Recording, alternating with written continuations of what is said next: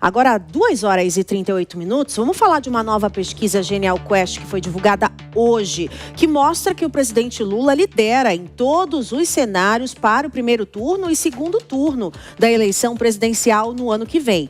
Para o primeiro turno, entre os 10 cenários pesquisados, o mais apertado foi contra o ex-presidente Jair Bolsonaro, que nesse momento não pode concorrer, mas ele seria ali, continuaria o principal adversário. Aí Lula teve 32% da intenção de voto, das intenções de voto, contra 27% de Jair Bolsonaro.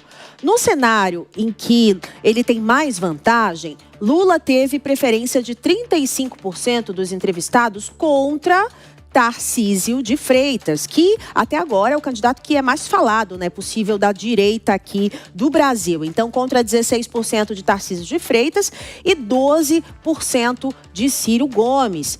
Já no cenário com mais intenção de votos, Lula ficou com 39% contra 21% de Tarcísio de Freitas e 7% de Ronaldo Caiado. Aí tem o segundo turno. A gente tem esses dados em arte, Bia, ou não? A gente vai só comentar. A gente está realmente mapeando essas informações, mas a gente já está atualizando para você.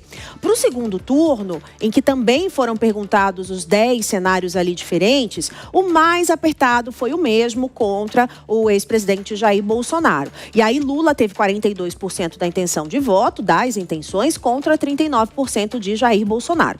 No cenário que Lula atinge o maior percentual de votos, ele fica com 44% contra 35%, adivinha de quem? Michele Bolsonaro, que aí aparece nesse cenário pela primeira vez. Contra todos os 9 adversários já pesquisados anteriormente no segundo turno, Lula perdeu vantagem em relação ao último levantamento feito. Então, a última pesquisa Quest, Lula deu uma diminuída nos números em relação à última pesquisa que foi divulgada.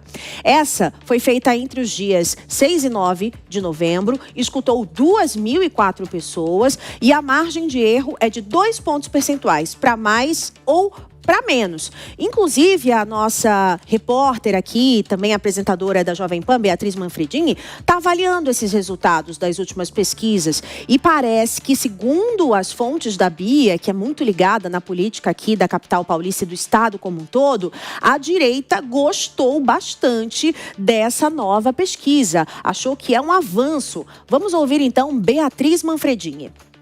Exatamente. Com as novas pesquisas de intenção de voto, muito impulsionadas também pela pauta de segurança pública, a direita, principalmente aqui em São Paulo, tem se animado com os novos resultados.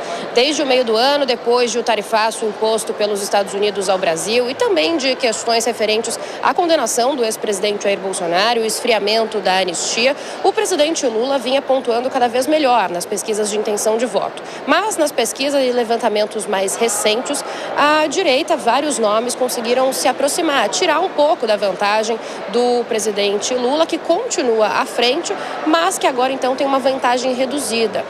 No caso do governador Tarcísio de Freitas, aqui de São Paulo, por exemplo, essa vantagem caiu de 12 para 5 pontos no segundo turno, de acordo com pesquisa Quest, divulgada nesta quinta-feira. E a partir disso, então, conversei com diversas fontes que me disseram o seguinte, que a direita voltou a jogar agora em uma posição de igualdade com a esquerda, pensando em 2026 e pensando nas pesquisas de intenção de voto.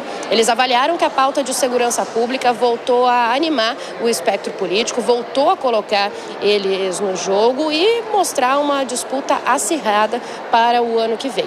Além disso, esses novos números, essas novas pesquisas também têm animado o entorno e aumentado a expectativa de que o ex-presidente Jair Bolsonaro decida em breve quem será o nome da direita a ser candidato ao Palácio do Planalto em 2026. Eu ouvi de mais de uma pessoa ligada ao governador Tarcísio de Freitas que Bolsonaro sabe que Tarcísio é o nome mais forte, que ele está no jogo e que, quem sabe, possa decidir isso em breve. Já tinha uma expectativa de que esse nome saísse até o mês de dezembro.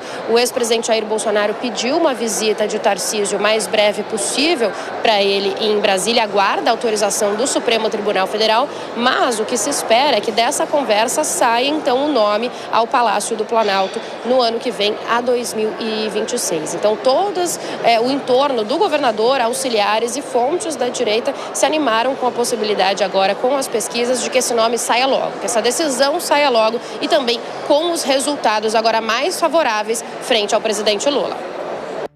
Obrigada, Beatriz Manfredini, pelas informações. Vamos comentar, então, com os nossos analistas, Gesualdo Almeida e João Bellucci, começando pelo João. João, a gente percebe, né, como o cenário muda muito rápido. E essa operação do Rio, com certeza, fez bastante diferença para esses números que a gente viu aí na pesquisa, né? Com toda certeza, Márcia. Desde que começaram essas pesquisas eleitorais para 2026, a gente já teve vários cenários, né?